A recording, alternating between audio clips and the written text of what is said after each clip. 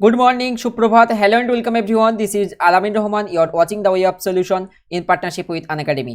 আজকে আমরা 13 ডিসেম্বরে কারেন্ট অ্যাফেয়ার্স করব। প্রথম থেকে শেষ পর্যন্ত দেখবে, খুবই গুরুত্বপূর্ণ প্রশ্ন উত্তর রয়েছে। এবং তুমি যদি নতুন দর্শক হয়ে থাকো সেক্ষেত্রে অবশ্যই চ্যানেলটিকে সাবস্ক্রাইব করে বেল আইকন ক্লিক করে অল নোটিফিকেশন অন করতে ভুলবে না। অলরাইট, আজকে আমাদের ক্লাস রুটিনটা একবার দেখে নাও। এই রুটিনটা মেনটেন করে কিন্তু আমার সব ক্লাস হচ্ছে। তুমি অবশ্যই টাইমলি জয়েন করবে আমাদের ক্লাসে, এবং টেলিগ্রামে না জয়েন করে থাকলে অবশ্যই the way of solution Telegram গ্রুপে জয়েন করে নেবে। আজকের প্রথম প্রশ্ন, টাইম ম্যাগাজিন কর্তৃক নিম্নের কাকে পার্সন অফ দ্য ইয়ার ঘোষণা করা হয়েছে? টাইম ম্যাগাজিন কর্তৃক কারেক্ট অ্যান্সার হয়ে যাবে জো বাইডেন। সম্প্রতি মার্কিন প্রেসিডেন্ট হিসেবে তিনি মার্কিন প্রেসিডেন্সিয়াল ইলেকশন নির্বাচিত হয়েছেন এবং তিনি 46তম মার্কিন প্রেসিডেন্ট হবেন, এবং ভাইস প্রেসিডেন্ট হচ্ছেন কমলা হ্যারিস। তো তারা দুজনাই টাইম ম্যাগাজিন কর্তৃক পার্সন অফ দ্য ইয়ার হিসেবে ঘোষিত হয়েছে টাইম ম্যাগাজিন কর্তৃক। United States President elected Joe Biden and Vice President elected Kamala Harris have been chosen as the Time Magazine's Persons of the Year for 2020. এই জায়গায় আমি একটা MCQs দিয়ে রাখলাম, who won the Times persons of the year 2029। 2019 সালে Time magazine কর্তৃক persons of the year হিসেবে কে ঘোষিত হয়েছিলেন? আর এক্ষেত্রে জেনে রাখা ভালো, ভারতীয় হিসেবে 1930-তে কিন্তু Mahatma Gandhi persons of the year হয়েছিলেন। ভারতীয় হিসেবে টাইম ম্যাগাজিনে মহাত্মা গান্ধী 1930 সালে কিন্তু ফিচার হয়েছিলেন, এবং 2019-এরটা হোমওয়ার্ক রইল, কমেন্টে তোমার অ্যান্সার জানাতে পারো। পরের কোশ্চেন, সাবাহা আল খালিদ কোন দেশের প্রধানমন্ত্রী হিসেবে নিযুক্ত হলেন? কারেক্ট অ্যান্সার হয়ে যাবে Kuwait. Option B is the correct answer. Kuwait's emir Sheikh Nawaf Al Ahmad Al Sabah reappointed, তাকে পুনরায় নিয়োগ দিয়েছেন কাকে? Sheikh Sabah Al Khalid Al Sabah as prime minister. Alright, এখানে আমরা জানি ক্যাপিটাল সম্পর্কে। কুয়েতের যে ক্যাপিটাল সেটা হচ্ছে কুয়েত সিটি, অ্যান্ড কারেন্সি হচ্ছে কুয়েতি দিনার, হচ্ছেন তাদের মুদ্রা। পরের কোশ্চেন, নীতিন গডকরি কোথায় 3 লেন অর্থাৎ 3 লেনের 1.5 কিলোমিটার দীর্ঘ কোয়েলিয়ার ব্রিজের উদ্বোধন করলেন? অনেক সময় প্রশ্নটা আসতে পারে কোন নদীর ওপরে, সেটাও কিন্তু হতে পারে। তো এটা কোথায়? এটা বিহারে। তো কোন নদীর ওপরে সেটা আমরা জানবো। ডিটেলটাকে দেখে নাও। Road transport and highways minister Nitin Gadkari inaugurated the 3 lane 1.5 কিমি long Koilwar bridge over Son river in Bihar. তাহলে বিহারের কোন নদীর ওপরে?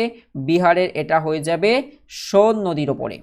বিহারের সোন নদীর ওপরে এই 3 লেনের ব্রিজের উদ্বোধন করলেন সড়ক ও পরিবহন মন্ত্রী নীতিন গডকরি।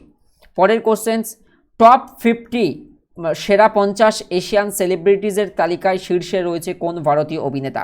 কারেক্ট অ্যান্সার হয়ে যাবে সোনু সুদ। আমরা কোভিড পরিস্থিতিতে সোনু সুদের আমরা বিশেষ মানবিকতার দৃষ্টি দেখেছি, যে কারণে কিন্তু ইউএনডিপি কর্তৃক কিন্তু সোনু সুদকে এসজিডি স্পেশাল হিউম্যানিটেরিয়ান অ্যাওয়ার্ড বা বিশেষ মানবিকতার পুরস্কার দিয়েছেন। কি পুরস্কার? বিশেষ অর্থাৎ স্পেশাল হিউম্যানিটেরিয়ান অ্যাওয়ার্ড, বা যেটাকে আমরা কি বলতে পারি, বিশেষ মানবিকতার পুরস্কার। বিশেষ মানবিকতার পুরস্কার এটা কে পেয়েছেন? এটা অ্যাক্টর সোনু সুদ পেয়েছেন। As well as actor Sonu Sood has been named the number 1 South Asian celebrities. এই যে আমাদের পুরো দক্ষিণ এশিয়া অঞ্চলের একদম number 1 celebrities and top 50 Asian সেলিব্রিটিজের তালিকা একদম ফার্স্ট এসেছেন। বিকজ তার যে এফোর্ট, তার যে প্রচেষ্টা দেখা গেছে কোভিড-19-এ কোভিড প্যান্ডামিকের সময়, তার জন্যই কিন্তু তিনি পরপর নাম উজ্জ্বল করছেন। পরের যাব, Sonu Sood also conferred with the prestigious SGD special humanitarian award by the UNDP. UNDP stand for national development programme. United Nations development programme. United Nations development programme stand for UNDP. So সেখান থেকেও কিন্তু এই যে এসডিজি স্পেশাল হিউম্যানিটেরিয়ান অ্যাওয়ার্ড, বাংলাতে বললে বিশেষ মানবিকতার পুরস্কার, সোনু সুদ পেয়েছেন। পরের কোশ্চেন্স, প্রতি বছর কবে ইউনিসেফ ডে পালন করা হয়? বেসিক্যালি এটা ইউনিসেফের রাইজিং ডে বা তাদের প্রতিষ্ঠাতা দিবস হিসেবে পালন করা হয়ে থাকে 11th December. Every year UNICEF Day is observed on 11th December as UNICEF was founded on 11th December 1946। 1946 সালে এই ইউনিসেফ প্রতিষ্ঠিত হয়েছিল 11ই ডিসেম্বরে, এই কারণে এটা ইউনিসেফ ডে হিসেবে পালন করা হয়।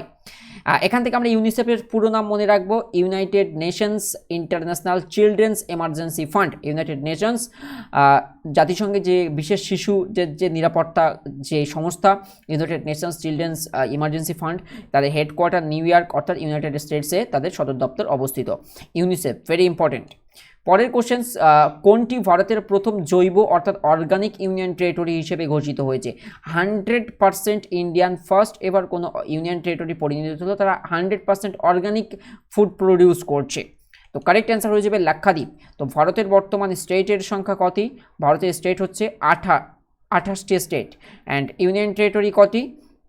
8টি ইউনিয়ন টেরিটরি। এটা কিন্তু আমাদের প্রত্যেককে মনে রাখতে হবে। আর এই জায়গায় দেখে নাও, the union territory Lakshadweep has becomes the first 100% organic union territory of India. ভারতের প্রথম এরকম অর্গানিক ইউনিয়ন টেরিটরিতে পরিণত হয়েছে কিন্তু লাক্ষাদ্বীপ। Very important term. পরের কোশ্চেন্স, নিম্নের কে রামানুজন পুরস্কার 2020 পেয়েছেন? রামানুজন পুরস্কার বেসিক্যালি ম্যাথামেটিক্সের ওপরে বিশেষ বেস্ট পারফরমেন্সের জন্য পেয়েছেন Carolina Araujo. Option B is the correct answer. আমরা ডিটেলে জানবো। Doctor Carolina Araujo has been honoured with Ramanujan prize 2020 for making an amazing contribution in algebraic geometry. Algebraic জিওমেট্রিতে তার অসামান্য অবদানের স্বীকৃতিস্বরূপ তিনি এটা পেলেন। তিনি ব্রাজিল থেকে, এটা মাথায় রাখতে হবে, তিনি ব্রাজিল থেকে, and he is a mathematician, তিনি একজন গণিতবিদ, এবং তিনি কোথা থেকে? ব্রাজিল থেকে তিনি এই রামানুজন পুরস্কার পেয়েছেন। তোমাদেরকে জানিয়ে রেখে আনএকাডেমিতে আমার মিশন খাকি ব্যাচের ফ্রি স্পেশাল ক্লাসের ব্যাচ চলছে। আজকে 13 তারিখ, আজকেও তোমরা ক্লাস পাবে সন্ধ্যা 6টায়, মাস্ট জয়েন করবে। এবং আগামীকাল 14 তারিখ, আগামীকালও কিন্তু ক্লাস পাবে। মূলত সপ্তাহে শনি, রবি এবং সোম আমার ফ্রি স্পেশাল ক্লাস হয়ে থাকে আনএকাডেমি লার্নিং অ্যাপে সন্ধ্যা 6টায়, একদমই ফ্রি ক্লাস, ফ্রি পিডিএফ। এর জন্য আলামিন রহমানকে ফলো করে অবশ্যই স্পেশাল ক্লাস অপশানগুলোকে সি অল করে নিলেই আমার সমস্ত ক্লাস দেখতে পাবে। এছাড়া যারা সাবস্ক্রিপশন নিতে চাও আনএকাডেমি প্লাসে সাবস্ক্রিপশন নিলে তুমি আরও পার্সোনালাইজ ওয়েতে টিচারদের সঙ্গে কানেক্ট হয়ে নোটস, পিডিএফ এবং বেস্ট লেভেল প্রিপারেশন করতে পারবে। এক্ষেত্রে আলামিন 9 কোড ব্যবহার করে 10% ছাড়ের মাধ্যমে সাবস্ক্রিপশন নিতে পারো। 4200 সামথিং আসে 3 মান্থের সাবস্ক্রিপশন। তোমরা যারা ডাব্লিউপির জন্য প্রিপারেশন নিচ্ছ 3 মাসের সাবস্ক্রিপশন নিয়ে জয়েন করো আনএকাডেমি প্ল্যাটফর্মে। পরের কোশ্চেন, সম্প্রতি ন্যাশনাল সেন্টার ফর দিভান এম্পাওয়ারমেন্ট এর উদ্বোধন করলেন কোন ভারতীয় রাজ্যে? অর্থাৎ এই যে ন্যাশনাল সেন্টার ফর যে দিভান এম্পাওয়ারমেন্ট, এটা কোন রাজ্যে এটার উদ্বোধন হয়েছে? তো এটা আমাদেরকে মনে রাখতে হবে, এটা তেলেঙ্গানাতে হয়েছে। তেলেঙ্গানার কোথায়? পার্টিকুলারলি হায়দ্রাবাদে হয়েছে। আমি এটা ডিটেল বলবো। Indian minister of state for home affairs যিনি রয়েছেন G Kishan Reddy has inaugurated the national centre for Divyang empowerment at the CRPF group centre in Hakimpet near Hyderabad. Okay, CRPF এর সেন্টার রয়েছে, সেন্ট্রাল রিজার্ভ পুলিশ ফোর্সের সেন্টার রয়েছে হাকিমপেট, যেটা হায়দ্রাবাদ অর্থাৎ তেলেঙ্গানার অন্তর্গত। সেখানেই কিন্তু ন্যাশনাল সেন্টার ফর দিভান এম্পাওয়ারমেন্টের সূচনা করলেন মন্ত্রী, অর্থাৎ এটা তেলেঙ্গানা আমরা মনে রাখবো।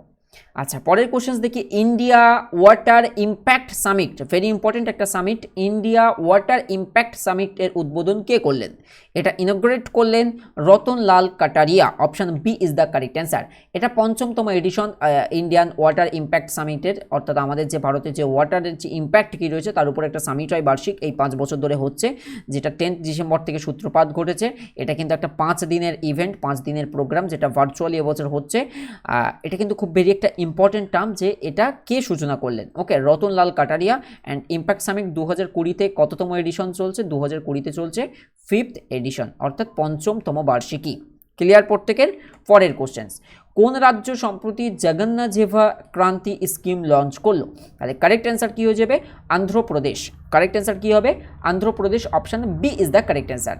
আন্ধ্রপ্রদেশে হিপ নয়, chief minister YS Jaganmohan Reddy virtually launch, তিনি ভার্চুয়ালি কি লঞ্চ করলেন? জগন্নাথেভা ক্রান্তি স্কিম। এই স্কিমটার কাজ কি? Under which 2.49 lakhs units of sheeps and goats will be distributed to women. অর্থাৎ যারা বেনিফিশিয়ারিজ রয়েছেন তাদের, সেই সমস্ত ওমেনদেরকে শিপ অর্থাৎ ভেড়া অ্যান্ড গোডস, ছাগল কিন্তু প্রোভাইড করা হবে।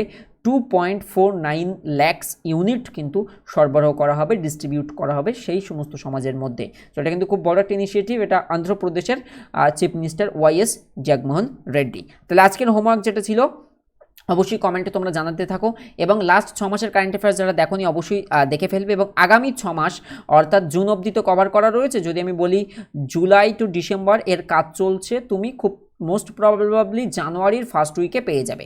আমি ডিসেম্বরটা তো নইলে অ্যাড করতে পারবো না, এই কারণে ডিসেম্বরটা এন্ড হলে জানুয়ারির ফার্স্ট উইকে প্রথম সপ্তাহতেই তোমরা জুলাই টু ডিসেম্বরটা পেয়ে যাবে, হ্যাঁ না। অ্যান্ড TWS একাডেমিতে মোস্ট ইম্পর্টেন্টভাবে রেলের ক্লাস চলছে, অবশ্যই সাবস্ক্রাইব করো। রেলের প্রিভিয়াস ইয়ার ধরে ধরে করানো হচ্ছে, ফিরোজ স্যার, মিনাস স্যার এবং আমি ক্লাস করাচ্ছি। Do subscribe TWS academy, link in description. As well as আমাদের ফেসবুক গ্রুপে জয়েন হতে ভুলো না, দ্য ওয়ে অফ সলিউশন আমাদের ফেসবুক গ্রুপ। আমাদের টেলিগ্রাম গ্রুপেও পেয়ে যাবে দ্য ওয়ে অফ সলিউশন নামে। সো আর দেরি কিসের, আজই জয়েন করো এবং আমাদের সঙ্গে অলওয়েজ কানেক্টেড থাকো। আর আমি যে ক্লাসগুলো করাচ্ছি আনএকাডেমিতে ফ্রি স্পেশাল ক্লাস, অবশ্যই জয়েন করো আজ সন্ধ্যা 6টায়। Thank you so much for watching. দেখা হবে আগামী পর্বে। ভালো থেকো, সুস্থ থেকো, নিজের খেয়াল রেখো, পরিবারের খেয়াল রেখো, and finally ready to fight for competitive exam. Thanks for watching.